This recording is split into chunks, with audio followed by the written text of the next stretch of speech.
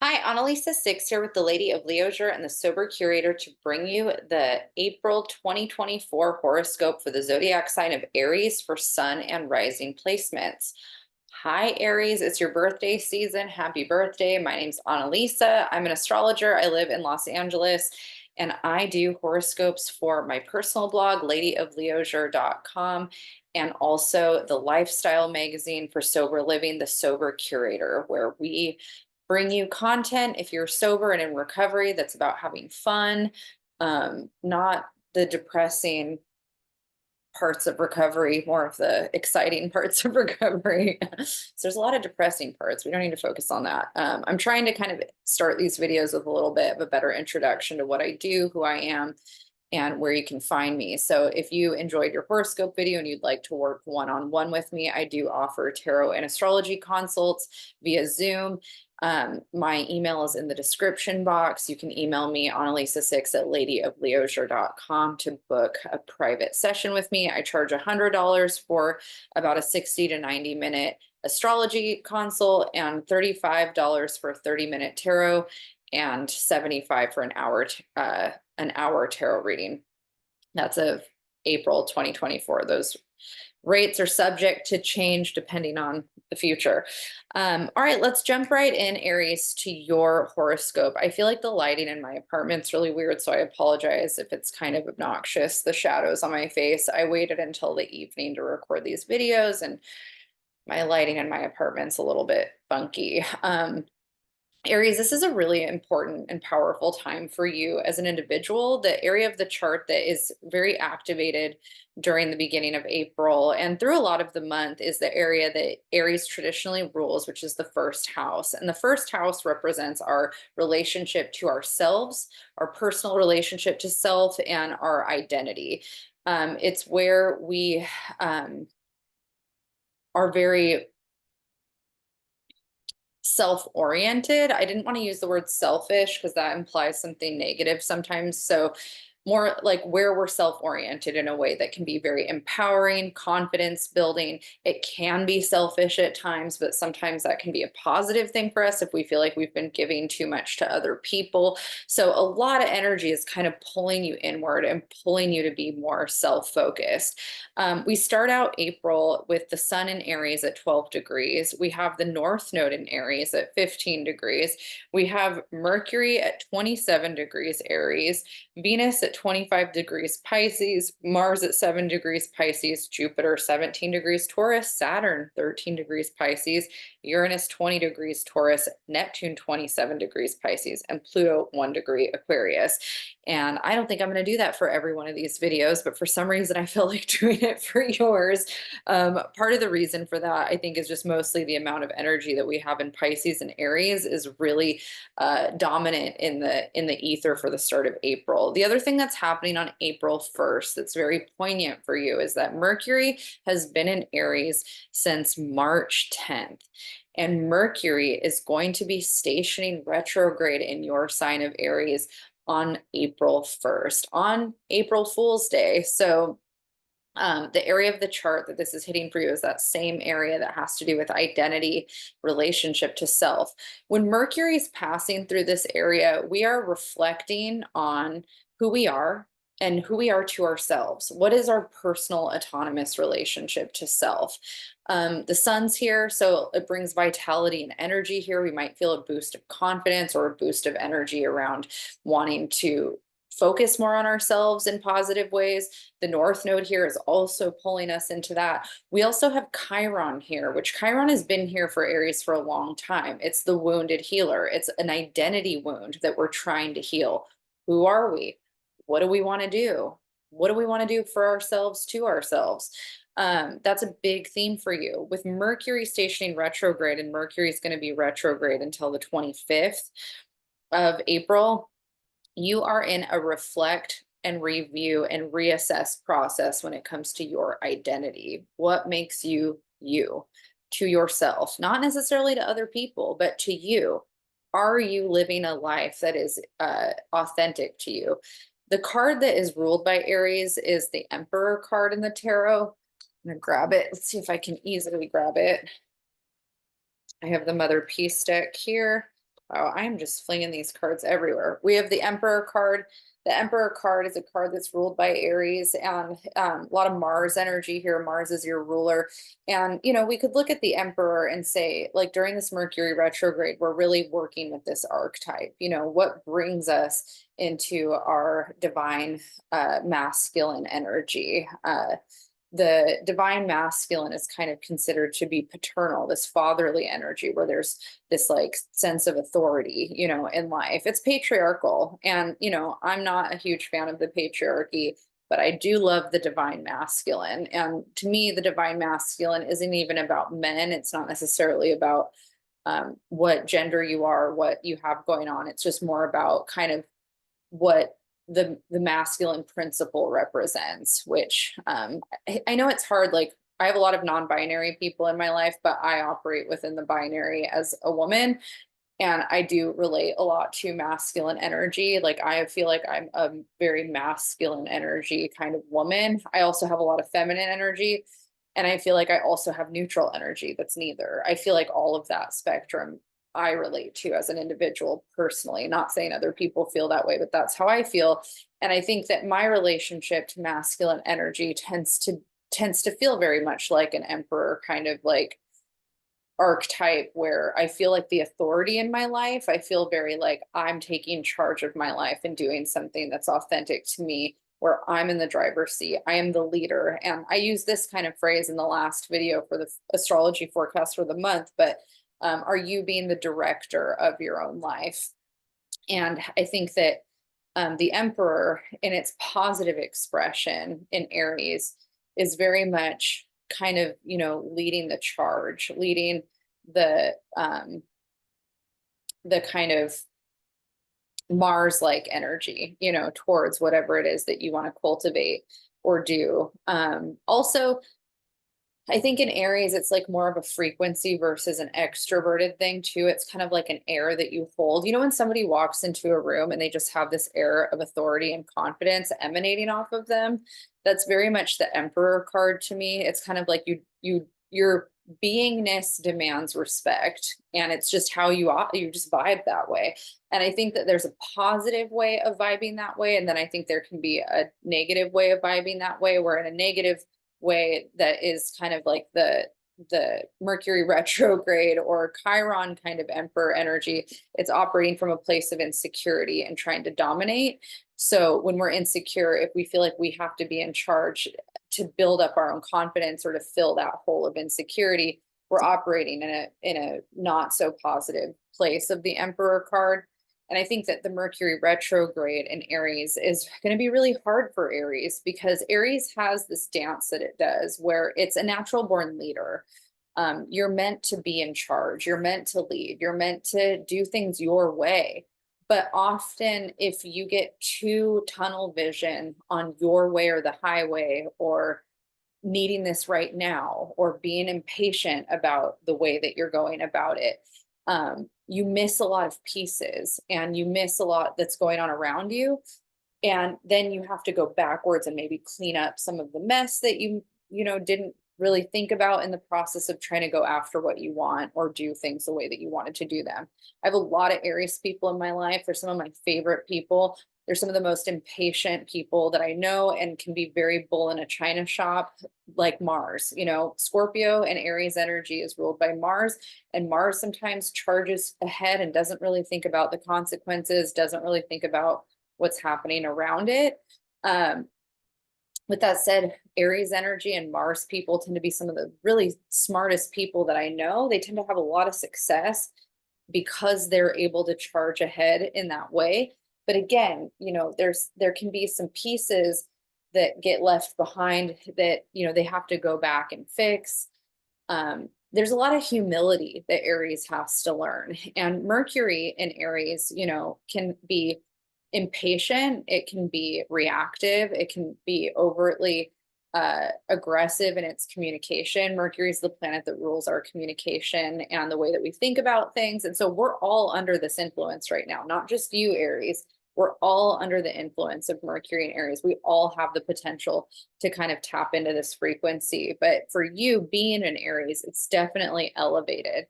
In the first house too, we can be really self-oriented and self-interested. We can forget about the other. So the opposite of Aries is Libra, where we're learning how to be more harmonious with other people. We're learning how to compromise. We're learning how to have partnership on equal terms, not just our own. Aries is like, this is about me. It's not about you.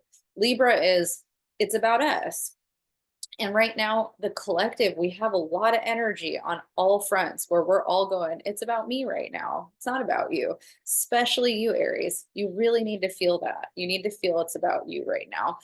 And this Mercury retrograde, you're going to be reflecting and reassessing, you know, how, what that means to you. You know, what does it being about you mean?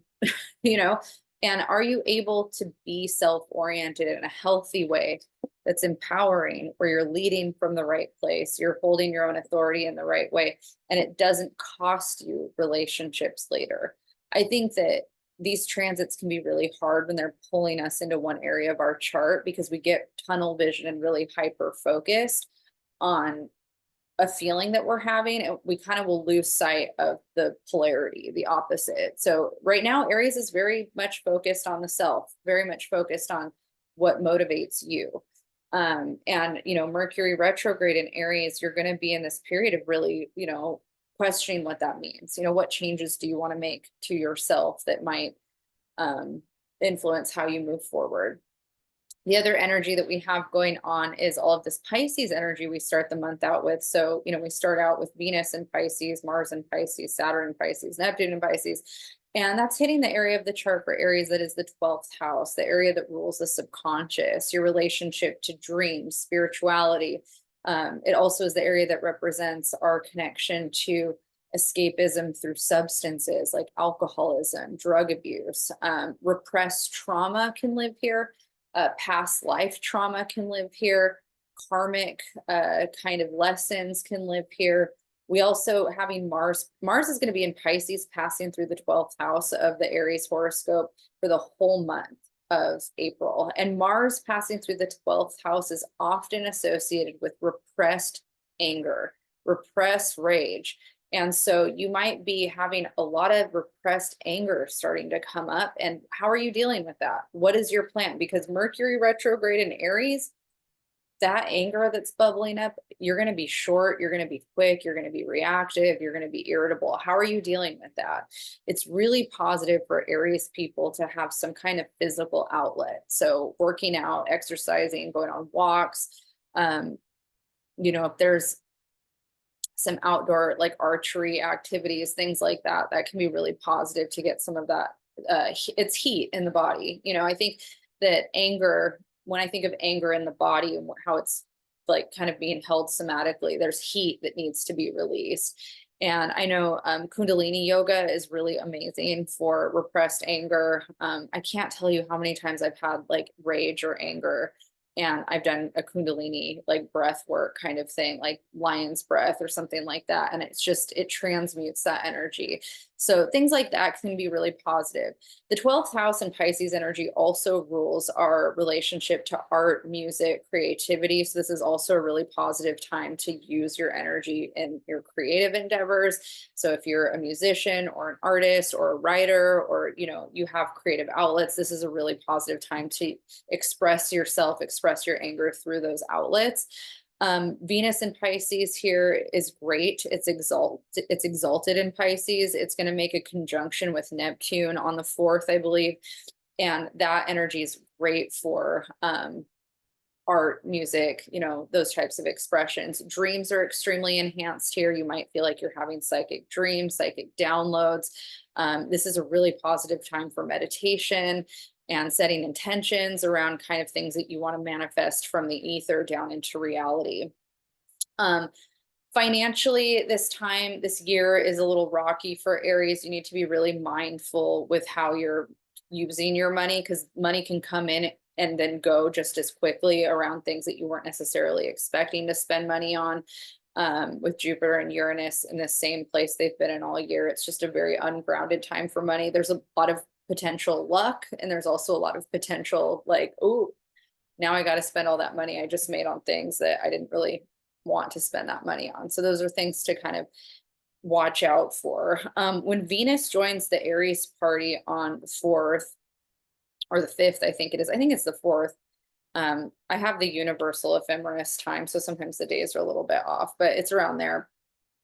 Venus in Aries is going to be joining that party in the first house. And this is a really positive time for you to focus on self-love rituals or any kind of practices that help you feel more in alignment with your relationship to self. Things that make you feel beautiful, things that make you feel confident. This is a great time to buy yourself things that make you feel like you're taking care of yourself. I think that, Venus rules beauty and adornment and, self-love in Aries. It's very much about self-love when it's in Aries. Venus is the ruler of Libra. So when it's in Aries, it's actually considered to be in detriment. It's not the strongest place because Venus is not about the self in terms of, love and just kind of focusing on the self. Venus in Libra, Venus as ruler of Libra, which is the opposite of Aries, is about partnership, compromise, harmony, justice, fairness in relationships. But when Venus is in Aries, she pulls into this place that's more independently focused. I need to focus on loving myself. I need to focus on myself away from partnership. It becomes more of that individual journey when she's passing through there. And she's going to be in Aries until the end of the month. Let's go ahead and talk about our moons. So we've got a solar eclipse happening on April 8th at 19 degrees of Aries. And this is happening, in the area of the horoscope chart that we've been talking about so much for you, the first house, the house that you rule. Solar eclipses are, openings of energy, portals, of energy that we're going to be feeling for a long time. And eclipses feel very intense and kind of catastrophic. And so there is kind of this rebirth of self that's happening for Aries right now, where and this is for Aries sun and rising placements. This is like, who am I? Who do I want to be moving forward in my life? What changes do I want to make? There's also a conjunction to Chiron with this. So, healing these identity wounds. If there's things that you feel like you're not in alignment with in terms of your identity expression or your relationship to self, like you're really going to feel like you need to do something about that during this eclipse. So it's intense. It's an intense time for all of us, but especially Aries. You're going through like kind of this deep rebirth of self essentially this month. On April 19th, actually, we're going to be entering Taurus season. So once we enter Taurus season, we're going to kind of start to feel like things are slowing down. Taurus is the fixed earth sign of the zodiac, and the sun is going to be moving into that second house of the Aries horoscope that has to do with material stability and finances. So hopefully we'll start to feel this shift where things get a little bit more stabilized and grounded. And then after that, Mercury is going to station direct in Aries on the 25th. And, we're going to have Mercury in Aries until the middle of May. So now whatever came up during the retrograde, you're going to have a chance to really start putting it into forward motion at the end of the month. And then we're going to have Venus entering Taurus on the 29th and joining that Taurus party. And she's going to be entering the area of the chart that rules money. Venus is one of the rulers of Taurus, or is the ruler of Taurus. It also rules Libra, but Venus is a ruler of Taurus. And Venus in the second house, which is also a house that, she rules, is a blessing. This is a great time to be open to receiving more financial abundance and also working on your relationship to your own self-worth and your own relationship to what you value when it comes to stability in life and the way that how you see yourself worthy of certain things financially. I think that we tend to create these like arbitrary numbers in our mind of what we think we're worth. And sometimes when we're struggling, we might get into these lack mindsets when in reality, there's a different mindset that we could maybe enter. And Venus in the second house comes to kind of bring that up, like, hey, what is your relationship to money? What's your relationship to material stability? What's your relationship to, your value, like your own value that you put on yourself? I was thinking about that recently when I was talking in job interviews and people are asking me like how much I wanted to make. And I'm like, what's realistic? Like, what do I value myself at? What I value myself at is actually much higher than what most people are willing to pay for a lot of things. So I feel like, I brought my value down to kind of match some of the jobs that I was applying to, which really didn't feel in alignment for me. So I think that those are things that might come up, like if you're self-employed, like, are you charging what you're worth? Do you feel like you need a promotion at your job? If you're employed somewhere, do you feel like you need to change your job? What's your relationship to money on a whole? Do you have a scarcity mindset, or do you have the mindset where you feel like you spend too much money and you need to rein it in and get more practical? All of that kind of stuff is a huge theme at the end of April. And then we move into more of that theme for Aries in May, but we'll save all of that for May. I think that's kind of, oh, we have one more moon that we didn't talk about because I was looking at the eclipse. So before I end, I'm sorry that that was a little wonky. We do have a full moon happening at 4 degrees of Scorpio on April 23rd. And so the area of the chart that that's hitting for you is the area that rules the 8th house, which is the area that has to do with marriage, sex, death, rebirth. And so all of those themes come up. We also have assets and shared resources. So, full moons are a time for manifestation as well as letting things go. And so, this full moon highlights that area of your chart and those themes. So, you might be in a place where you want to manifest a certain level of maybe, I can't help but think that like tax season is happening and this area also rules taxes. So for Aries, it feels very straightforward, even though we're all going through tax season in April. But, there might be things around that you want to call in or work through. If you're married, this is a positive time for you to talk, tell the universe things that you want to manifest around your marriage. If you're working through an inheritance or maybe somebody's passed away and you're working through their inheritance, I'm sorry, the inheritance that you have or their estate, that you might be working through, that could be a theme during this full moon. You also could be grieving something and you want to work through letting it go. That could be a theme for this full moon that's happening on the 23rd as well. There's a lot of opportunity for healing during the end of April. The beginning of April kicks up a lot of dust, and then the end of April kind of starts to solidify things and bring in more of this kind of ready to move forward energy. So it's a lot. It's a heavy month for Aries in terms of the self-reflection, and there's a lot of room for you to make mistakes and your ego to get the best of you. You're going to be learning a lot of humility this month. So just be open to it and, heed the call, learn the lessons, and hopefully, by the end of the month, you're grateful for what you learned and things get easier. All right, Aries, I spend a lot of time talking to you because you're the first of the zodiac and I usually have the most energy. So go forth and check yourself before you wreck yourself. And I will see you guys in May. You can find me at theladyofleisure.com and thesobercurator.com.